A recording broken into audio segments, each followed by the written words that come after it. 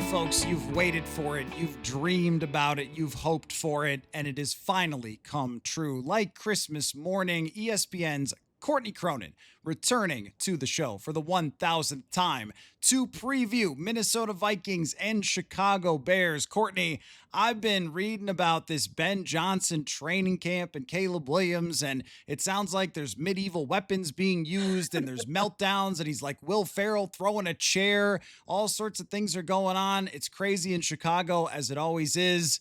How you been? Been good. That's actually a completely accurate representation of what's happened here at training camp. I like the medieval weapons. I was the jouster.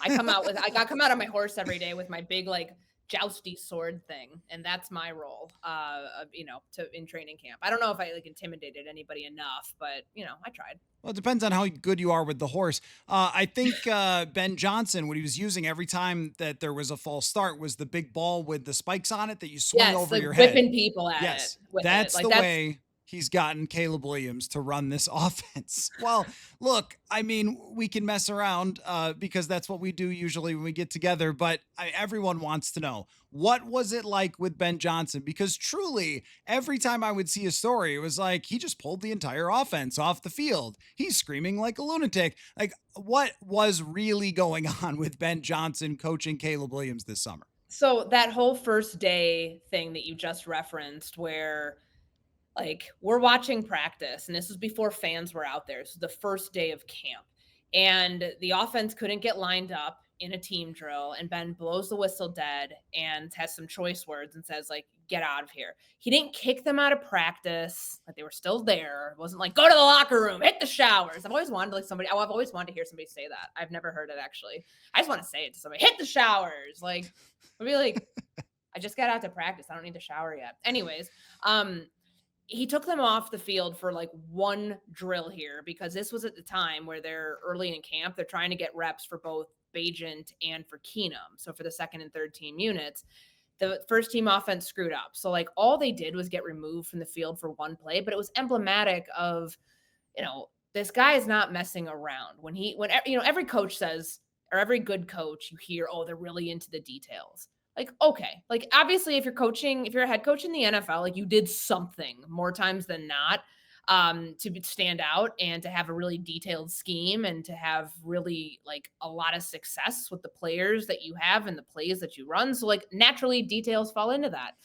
But and I got to give Ben credit. He's been consistently the same every single time it's somebody's lined up a yard off of where they should be. Like Cole Kmet was getting it from all angles, like in the spring, and we're all there witnessing Ben like blow the whistle dead, lay into dudes because they weren't lined up properly. And I think what I appreciate about that is that happened in May, the same amount that it happened in late August, and probably not a good thing that some of the same sort of things keep popping up, delay of games, quarterback not breaking the huddle at the right time, not getting the line of scrimmage and everybody's set. But like the way that those things are handled has been like there's the through line there is from first team all the way down to like the third string unit.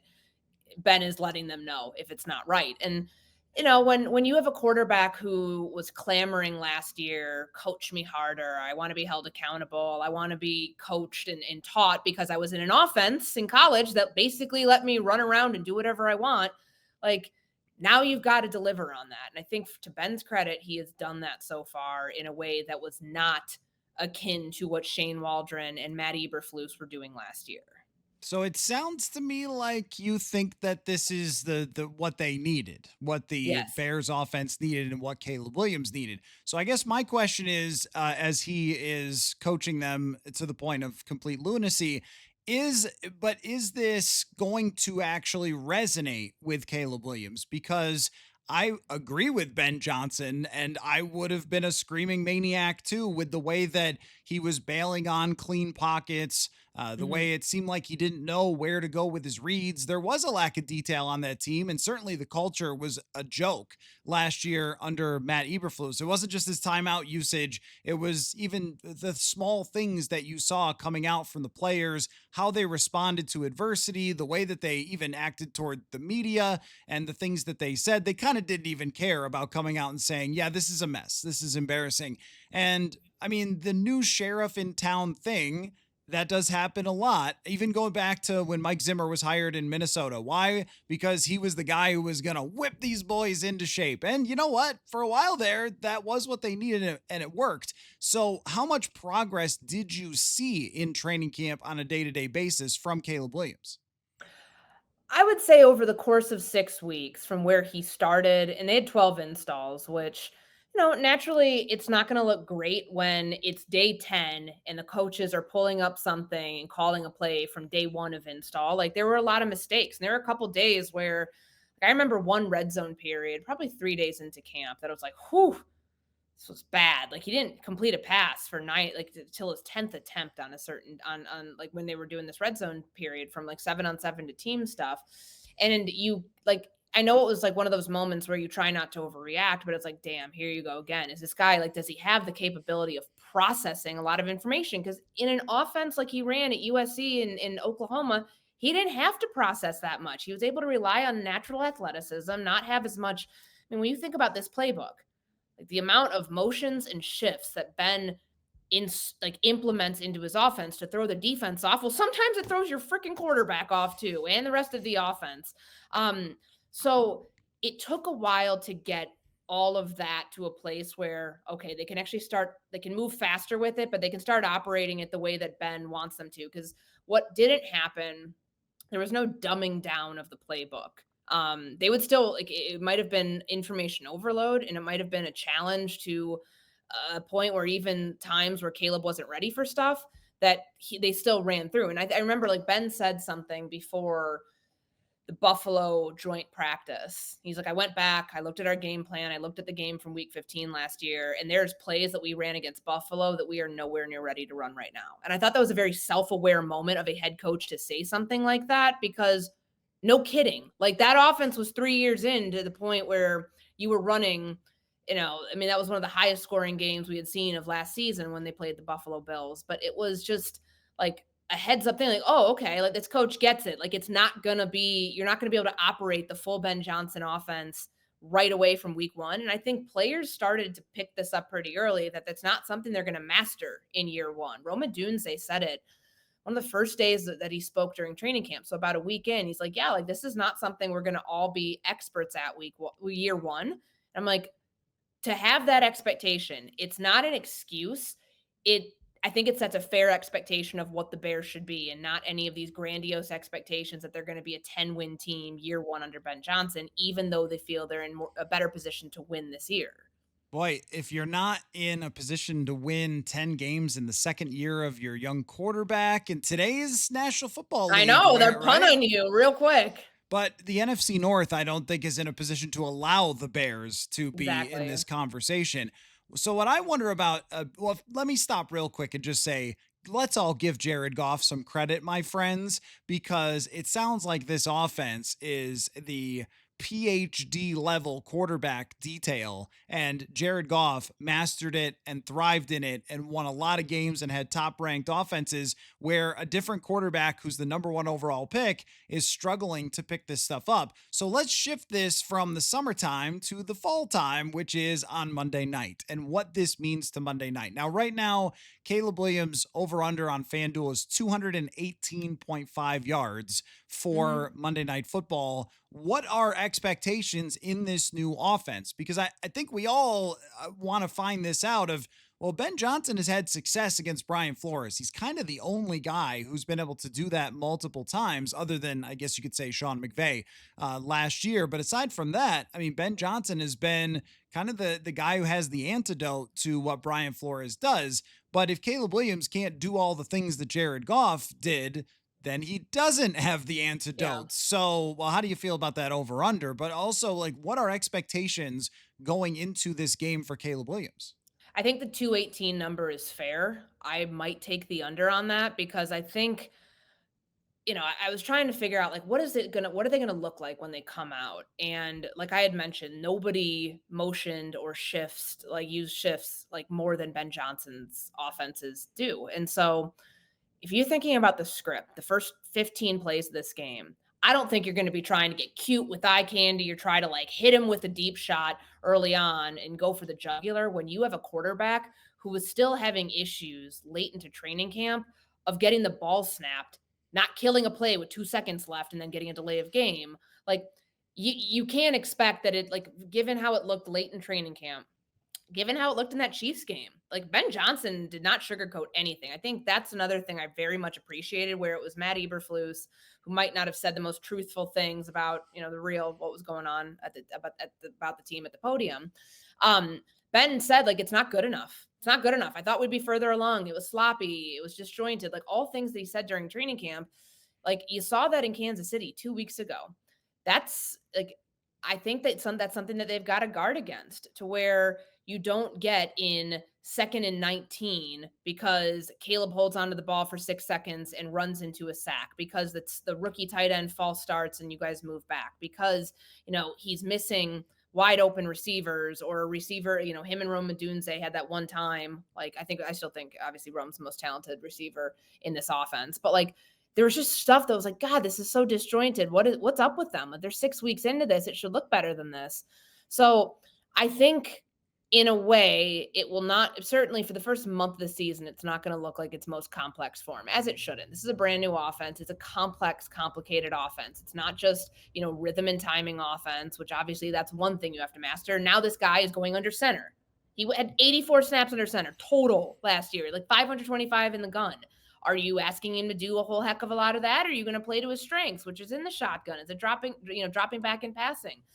I don't think, for as much as like training camp was, we're going to push all of this at you that we want you to learn. I think that week one will be a portion of that, not a complete course correct, where they're still going to do things that he's comfortable with, that he's proficient in, to be able to get this offense in a routine and get him some confidence. Because one thing I noticed the coaching staff do, whether it was in joint practices, whether it was in the preseason games, they wouldn't let him purposefully end on a drive that looked like, oh, this is not good. We don't want to have that sour taste in your mouth. And I think that Ben's not going to put him in that position, to where, even with the running back situation right now, as injured as they are, I still think that they're going to try to lean on that element of the offense as much as they can, and not have Caleb, feel like he has to beat you with his arm in week one. Folks, I know a lot of you out there either own your own business or you are in a management position where you have to hire people, and it can be such a headache. You have to sort through all sorts of resumes of people who aren't qualified, and you end up overlooking some of the best candidates. It's tough, but what is not tough is using ZipRecruiter for your hiring needs. ZipRecruiter finds amazing candidates for you and fast. And right now you could try it for free at ziprecruiter.com/audio. It's just so easy that you have to try it. You can use their smart technology that finds great candidates for you, or you can use the invite to apply button that allows you to reach out to your favorite candidates. There's a lot of ways that you can make ZipRecruiter your best recruiting tool. Ditch the other hiring sites. Let ZipRecruiter find what you're looking for, that needle in a haystack. 4 out of 5 employers who post on ZipRecruiter get a quality candidate within the first day. So try it for free at this exclusive web address, ziprecruiter.com/audio. Again, that is ziprecruiter.com/audio. ZipRecruiter, the smartest way to hire.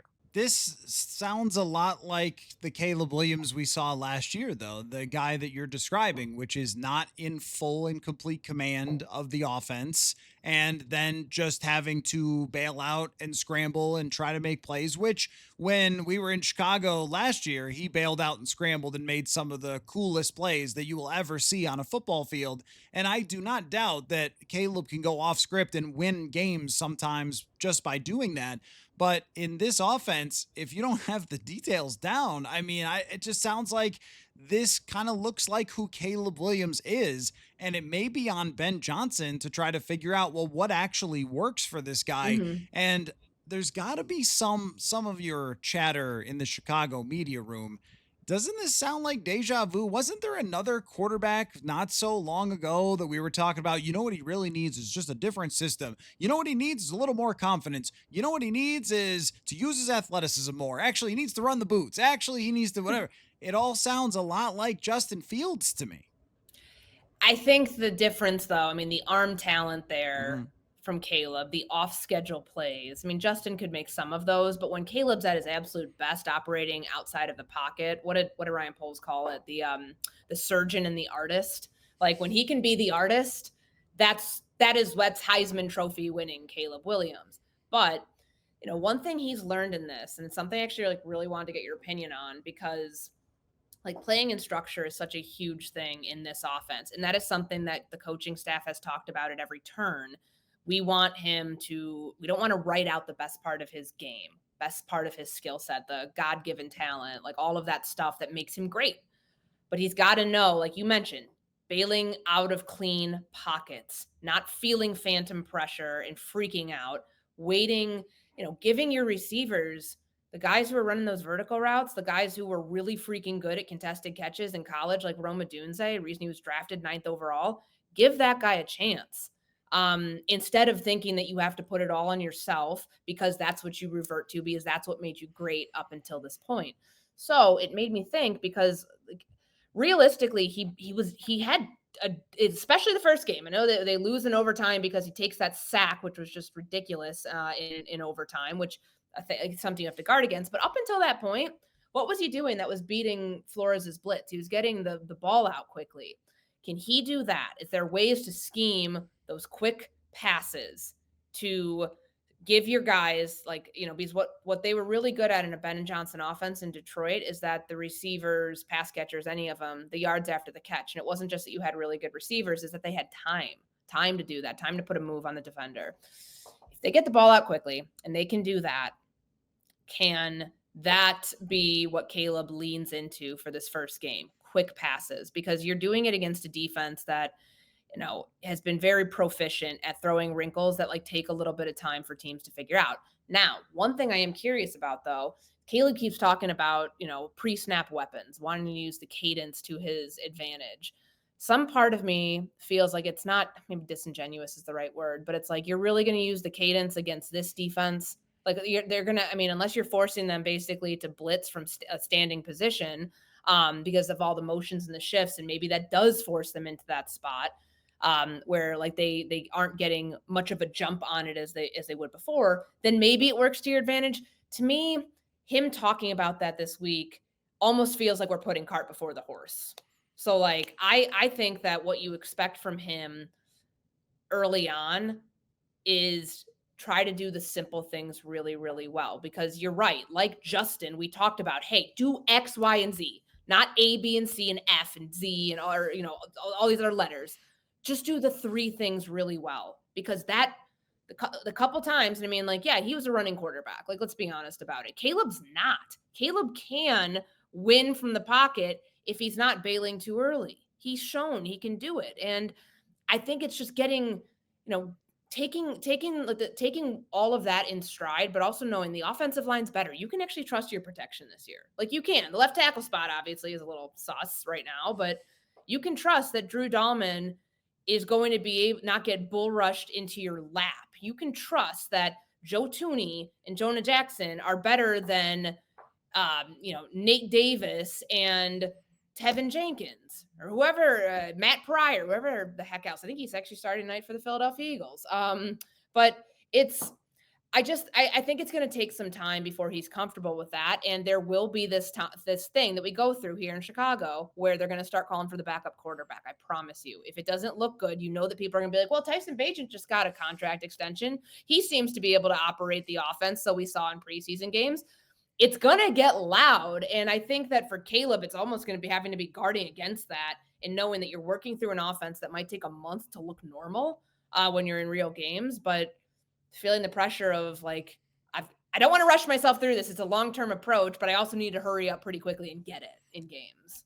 This is, I think, a game that carries a massive amount of pressure for Caleb Williams. Sure. Because, well, it's on TV. It's on ESPN. It is the Island game. The entire world is going to be watching this one. And it's going to set the tone for how people talk about the Bears for this entire first quarter of the season as they adapt to Ben Johnson. If Caleb looks great and Chicago wins the game, then it's going to, I think, have a momentum effect of, well, maybe he's getting it. Maybe, it's not like he had the worst rookie season we've ever seen. Correct. I mean, It, like, he was 5th all time, and I know the bar is low in Chicago. They never had a right. 4,000-yard passer. We've been over this 1,000 times.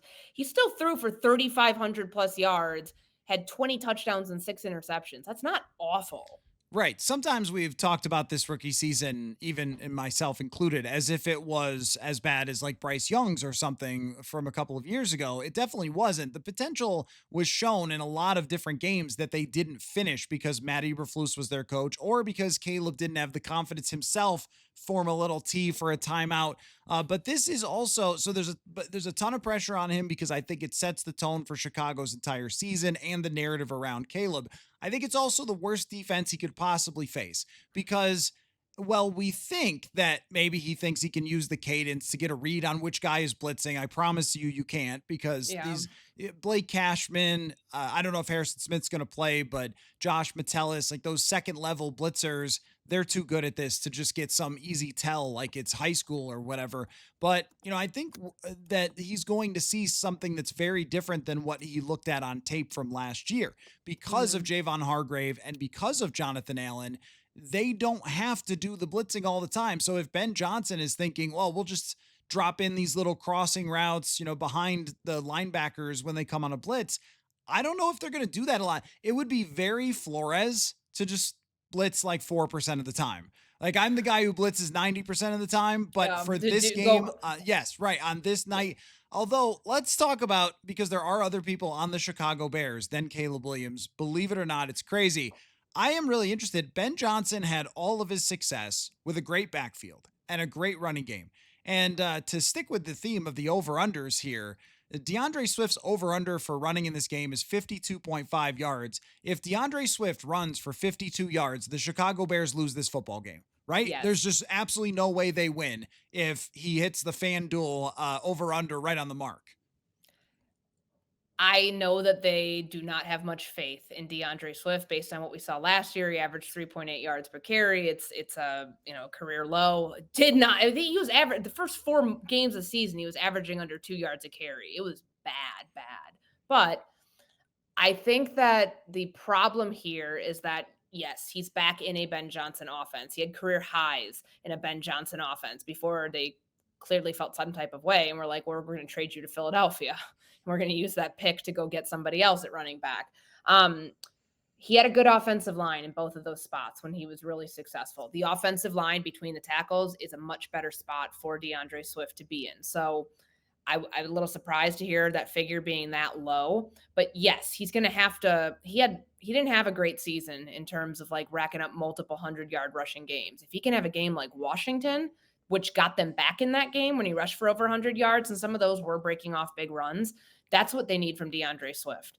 Because the problem is with the run game right now, Roshan Johnson, your RB2 has not practiced in like 3.5 weeks, more than that. That was another thing. Did you hear about the legendary Tuesday practice of the second week of August? I forget what the date was. I swear to God, dude, this was the most physical practice I have ever seen in my life. I Like, did. Were they like fully tackling? yes, it was 2.5 hours. I have never witnessed something like this. And I remember, like, people think Zim was a hard ass and everything. I'm like, I don't know. He seemed to like know how to protect his vets. Like, they did not have physical practices like this. Not like that. The only time I've ever seen something this physical was the day that Roquan Smith got back to practice after they pulled him off the pup list. And they're like, you're fine. Like, this is a contract. Like, we're not doing the contract thing. Like, you're back at practice. And he laid David Montgomery out the first play of this practice. I have never heard pads pop that hard in my entire freaking life. And like, I remember hearing that again and again and again and again. It was like, Roshan, I bring this all in because he's been injured since that practice. And he has a foot injury. But that was building to Ben Johnson's legend. I remember it's like, oh, we're going to like look back at this one day and be like, see, guys, that's when it all started. That's when the culture shifted.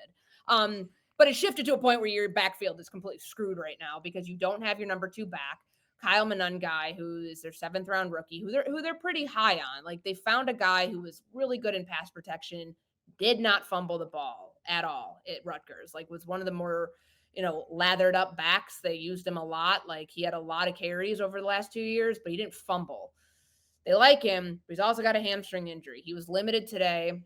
So right now your backfield is, you've got Travis Homer on injured reserve right now for the first 4 games of the season. It's very, very thin. So that's where I'd be really worried if I'm the Bears, where it's like I want to lean on just like they're going to do in Minnesota with Aaron Jones and, the backfield that they have there where they're like, oh, we're really comfortable here. We don't have to put it on JJ's shoulders. The Bears want to do that too. They just don't have enough bodies to do it. So if DeAndre Swift can all of a sudden become your workhorse back the way that he was not at any point last year on a consistent basis, then great. But I don't think that that's a realistic thing that, like, based on like how unhealthy they are and based on what he's shown last year. So for those fans of Arrested Development, there's a scene where he says, and that's why you leave a note. Very memorable scene. That's why you don't tackle in practice, because people get hurt. That's why Kevin O'Connell has a lot of unpadded practices, why he has a lot of walkthrough practices, because he realizes that when you go into week 1 with everybody at 100%, they'll never be healthier than that. If you walk into the season with half of your team banged up by your own players, that's not going to help you in the long run. If they can't run the ball, the Vikings are going to, wait for this one, pin their ears back. Oh, watch out if the ears get pinned. No, but seriously, it's going to be insanely bad for Caleb Williams if they are in those situations. And that's tough. Like, I'm looking at the depth chart right now. Literally everybody behind on the active roster, everybody behind DeAndre Swift is injured and their availability is in question. In the practice squad, they signed a guy named Britton Brown who, got here, I want to say like a week and a half ago, right before cutdown day. They signed him. He was a part of this. And now they've got one running back on the practice squad. One. I don't know what you're doing. Like, it's a weird thing, but caveat here, DJ Moore is now running back. He is? Is he lining up in the backfield, or no? He's not gonna do that. That's something that they do one time in practice, so everybody reports. It's like lining up the running back in the slot. Where they'll be like, so everyone's like, they're lining up their running back in the slot. I know. I believe it. This is fake. Because this is fake, dude. I've seen it more times than not. And this is a situation where they are so freaking desperate right now that I think they're going to have to, at least for this first game. Because everybody wants to know, is DJ the odd man out? Because Rome is the new number 1 in this offense. Olamide Zaccheaus got here and it's just immediately established chemistry with Caleb. Like, it's been pretty cool to see a dude like reinvent his career last year in Washington after it was like up and down in Atlanta the first couple of years. He came on really strong. And then there's Luther Burden, who missed a bulk of time in the offseason because he had a soft tissue injury, and he comes back. It's like, whoa, okay, this dude, I understand now why they said he could have been a first-round pick. He's very talented, but can you trust him? Can you not? Because he's a rookie. Like, DJ is going to have a role in this offense that's not just the number 2 receiver, not just being in the slot. Like, I think they're really going to use him in the backfield because they have to. I think they should sign Stephen Ridley. I think that's the only answer. Do we know where Stephen Ridley is now? I would assume he's just living his life. Didn't Stephen Ridley do a viral video with Kevin Hart where he raced him? This happened where he raced Kevin Hart. He was like, oh, this former football player, I'm going to race him. And Kevin Hart like tore 2 Achilles or something like that. This really happened with former Viking Stephen Ridley. What was your favorite memory of the Stephen Ridley era? It was the press conference that we all asked him about taking over for Adrian Peterson, I think, or Dalvin Cook. Dalvin Cook. Right. Dalvin got injured. Right. Week 4. Early in his rookie season. And Stephen Ridley, who had been picked up, was he with the Patriots before that or something? He had been with like 5 different teams. I want to say the Steelers. And then, so they sign him. We all interview him for a long time. I think we talked to him for 15 minutes. It was a day. I remember there were like coordinators outside at the old Eden Prairie facility. And it was like, oh God, I got to get that. Oh, darn, I'm going to miss Stephen Ridley. And then like, I go back inside and you guys are still talking to him. And then they cut him like 2 days later. We all wrote like, he's taking over for Dalvin Cook, and he was not taking over for Dalvin Cook. So I don't think that he is an option for the Chicago backfield. Now, what is JJ McCarthy looking at with this defense? Because As we're recording this, Jalen Johnson did practice in a limited Mhm. capacity, which makes me think it's very possible he's going to play. The rest of the defense, I have described them as having a lot of good players. I don't think they have a lot of great players. I think they're going to have a really good scheme with Dennis Allen. And I don't think this is a game where you just walk in with JJ McCarthy and you're like, Bears, and you just run them over. I don't think that's been, I don't think, Bears has been said at any point in these meetings, but how good are they as a defense? Well, I think there's still questions, very fair questions about the what's the word I'm looking for here? Formidability? Yeah, that's the one. No way it's wordy. Formidability pass rush. Like, Montez Sweat is a good player. Is he a great player? We haven't seen it yet in Chicago. And I know that's been talked about a lot with him and what's motivating him this offseason and trying to get, trying to show that, okay, I'm a guy that is worth $25.5 million, which they paid me before I ever played a freaking down of football in Chicago. It's like I just find it. I feel like there's something missing up there. And Dio Odangbo, the new edge rusher that they signed this offseason, they're betting on his ceiling. He's a young player who had a decent career with the Colts, didn't get the second contract, but they view it as this, like, we'll take his game to the next level.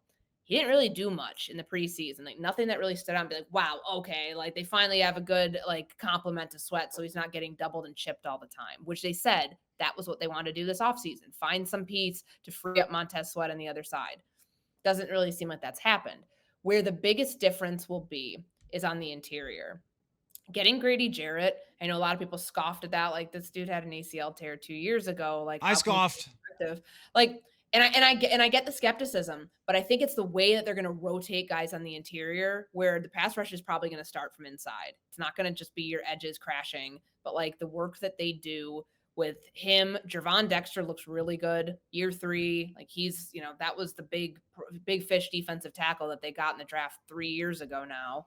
Um, I think it took him a while to put it all together because he went from like, two gapping to one gap. Like it was a big, and honestly, like their new defensive tackle they got from Texas A&M had a very similar like progression, and he was hurt most of camp. But um, I think that that's the change that is actually going to allow the back end to cover better than they did last year. And you brought up Jalen Johnson. I this one I get such a hard time. I mean, will he play? If he does, he's on a pitch count. Will he shadow Justin Jefferson if he's playing? No. How could you? The guy missed 2 months of training camp because he had a groin injury, and then today they put him on there with a calf injury. So it's more than just what we saw. And maybe I don't know if that happened in practice yesterday because we didn't get an injury report from being out there, but I think a limited Jalen Johnson is not. I wouldn't play that. You need him all. You need him all year, and so what does that do when secondary here is super banged up? You've got a 5th-round rookie who's missing the whole season because he's on the NFI with a personal issue. You've got a strong backup in Terrell Smith, who's also gone for the year with a knee injury. Kyler Gordon's been dealing with a hamstring injury. Jalen Johnson's been injured. You've got Nashawn Wright, who from Minnesota. He's had a good camp, but there have been moments. I mean, my God, the Kansas City game did not look good at all. He gave up like 50 yards of penalties, and nearly gave up one of the biggest plays of that game. I think the secondary is a liability this game. I really do, and so they're probably going to be using. They play a lot of dime, which is new here. I would imagine they're going to try to get the safeties are healthy right now. They're going to probably try to have 3 safeties on the field quite a bit just to overcompensate for some of the injuries they have. Really sounds like you shouldn't hit your players with a battle axe during preseason and training camp, and then they won't all be injured all the time. That does not sound promising against a receiver group that has Justin Jefferson, but also Adam Thielen is here Yeah. now. TJ Hawkinson out of the backfield, Jordan Mason and Aaron Jones. This is where they are expected to carry a lot of the load with JJ McCarthy. Now, I know that you haven't seen McCarthy at camp. You were covering Mhm. your own 2024 draft prospect, but what do you think about McCarthy facing this defense? The fun thing I think here is like this is obviously a quarterback matchup that people want. It's the reason that they got the Monday night game to begin with. 2 guys drafted a couple picks apart from each other in the first round, and 2 coaches who are supposed to be these quarterback gurus. And everybody's got something they're dealing with. Like Caleb has 17 games experience, but he's learning a brand new offense. This is year one for him. JJ McCarthy doesn't have that experience. He's coming off an injury, but he's also been with Kevin O'Connell now for 2 years, and he knows this offense, and it's been tailored to him. And he's been learning it behind the scenes for more than a year. So, like, who has the advantage there? The guy who has the experience but is learning a new scheme that is throwing so much more at him mentally than anything else, or the guy who doesn't have any real playing experience outside of a preseason game or two, but has the institutional knowledge of the offense. So I'm really excited about like that, to get to see what that yields, because we don't typically get like openers. I just kept thinking about this. Like two quarterbacks at very similar stages of their career, I think sets the table nicely for what the season's going to usher in, not only in the NFC North with a division game, but like for the rest of the year. But what I've like, I heard about, wow, look at him like torching the Patriots defense in this joint practice, and he's apparently looked incredible from that. And then there's like days where it sounds very similar to Caleb, where there's operational issues and stuff that you expect with a young quarterback. What I'm most curious about, though, and just knowing the whole rhythm and timing element of this Kevin O'Connell offense, and what Kirk did in it, what Sam Darnold did in it, and now what's expected of JJ McCarthy, how much of this like pre-snap is going to fall on him? Or are there ways that KOC is trying to simplify it to not put that on the shoulders of a young quarterback that could then, get the ball to Justin Jefferson? And how healthy is JJ going to look? I mean, obviously JJ McCarthy has the knowledge of Adam Thielen, because Thielen has played in this offense, but they also spent time together during the offseason working out. Like, I feel like he's set up to succeed in a lot of ways that are similar to how Caleb's set up to succeed in a lot of ways.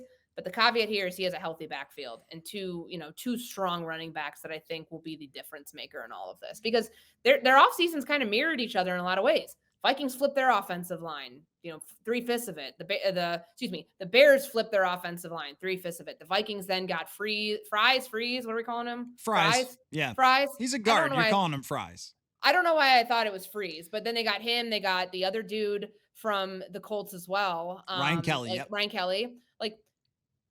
The whole idea this offseason felt very similar to what the Bears were doing from what the Vikings were doing, and vice versa. So all of it's done to help a young quarterback take away the vulnerable areas, like the pressure up the middle, to try to help them both set up for success. So I'm very curious to see how JJ looks under those circumstances, based on the fact that we've only seen them in limited preseason games. So the only difference, I think, in the description, because ups and downs for sure until the end of camp, and then it seemed like McCarthy turned a corner. I thought McCarthy was in command of the offense pretty quickly. It was really throwing the ball, where you're just talking about a guy who has had to sit out an entire year and had to relearn a lot of the footwork and stuff that he had down last year, and developing that touch, which they talked about over and over, layering the ball and working it over the linebackers. I did a whole story with Kurt Warner about how to layer a football, and then we threw footballs at each other, and it was great. But by the end of camp, that was starting to come together. But I don't think there was ever a lack of understanding or lack of command.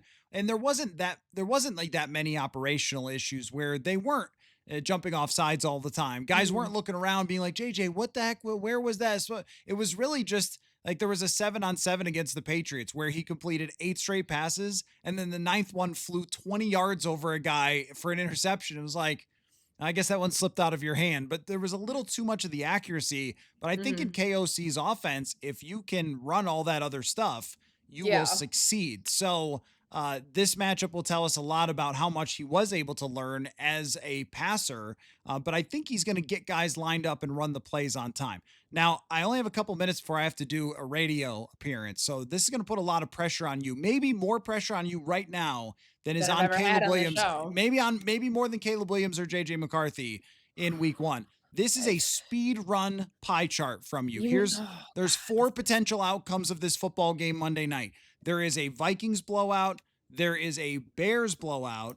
There is a close win by the Bears, and there is a close win by the Vikings. I want you to give me the percentage chances. You've got a large calculator computer that takes up most of your apartment just for these pie charts. Okay. Blowout Vikings, blowout blowout Vikings. Bears, close win Vikings, close win Bears. It's very simple, very straightforward. Very simple, very straightforward, yet you're talking to me when I'm in the middle of this, and you know that I don't walk and talk at the same time. So, yeah, there we go. It's a pie chart. That's what you do. You only got 30 seconds because I gotta go soon. Well, you should have thought about this and like planned out your show a little bit better. Oh, wow. Lashing out. You know, okay. All right, 30, that adds up to 40. All right, let's see. 40, 30, 40. What is the math here? I mean, you look like Jonathan Grenard is about to sack you right now. Like, just looking. Can you imagine? I'm Braxton Jones in this moment. All right, here we go. On national television all the time. I'm not supposed to do math on national television. All like, if this doesn't add up to 100, that's your fault. Okay, here we go. Okay. Vikings blow just out. just like Caleb Williams blaming everybody else for his problems. All right. Here we go. Okay. Vikings blowout. I put it at 30%. Okay. The way that I look at that is this defense gets the jump on Caleb Williams. They're playing in third and forever. They're off the field. Like negative plays from from that respect, but also the operational issues we talked about. Like, is that going to be a problem for the Bears? Like, the pre-snap stuff, does it carry over into the regular season? Bears blowout. I put it at 10%. I think that's my lowest number I have here. It does not feel realistic based on how complicated this offense is. I know I really haven't talked to you much about the defense outside of like the little about Jalen Johnson and like Montez Sweat and like what this defense has. The reason I put it at 10 is because they're missing TJ Edwards right now. They're, when you think about someone who's going to be stopping Aaron Jones, if he's not out there, stopping Jordan Mason, that worries me. Who plays for the Bears right now? Who's not hurt? Noah Sewell or Ruben Hippolyte that's second linebacker to be next to TJ. That would be next to Tremaine Edmonds. So I said Bears blowout to 10%. That's the lowest outcome. A close Bears win. I put it 20%. Cairo Santos has kicked really well in the preseason. He had a 57-yard field goal at Soldier Field against the Dolphins. I think if it comes down to what we saw in overtime last year and it comes down to a field goal to win, if the Bears are able to put themselves in position, they won't be blocked this time. Okay. And then close Vikings win. This is 40%. Okay. Did it add to 100? Please. I think you did it. Oh my God, I did it. 30. Okay, let me go through them. 30 them real quick. 30 plus 10 is 40. Yeah. Plus 20 is 60. Yep. Plus 40 is 100. This is so great. So you've got the Vikings at a 70% chance to win this game then. This sounds cliche. I think it's going to end up being like 27-24. Yeah. Vikings. I think it's going to be a close game because like the thing I was talking about, the quarterbacks, to me, that's probably where it swings like a little bit in favor of Minnesota. Because I don't think when you're talking about the operational stuff, the stuff that kills you before the ball's even snapped, you're not hearing that same sort of thing with Minnesota. And I think bringing Adam Thielen in will be huge. I think they're going to lean on the run. I don't think it's going to be a huge passing night for JJ McCarthy either way for either quarterback, but certainly not for him when he can lean on that backfield. Yep. So McCarthy in the props is at 220.5, which I think that's like right on for me. If he throws for 215, 220, they run for over 100 yards. Yep. I think that they can win that game the way you're describing it. I agree with a 70-30 type of split for this. The Vikings are experienced of playing in this system, both offensively and defensively. It's not a complete overhaul like it is, and they're the healthier team. I don't know about Darisaw yet, but they are the healthier team, and I think that they should go into Chicago and win. But we will see, and I will be there with you at Soldier Field on Monday night. Real football. We're back together then. Thank you so much, Courtney, for coming on the show. You are very welcome. I'm so proud of myself and my pie chart. You did a great job. Thank you. Okay, we'll see you Monday. Football.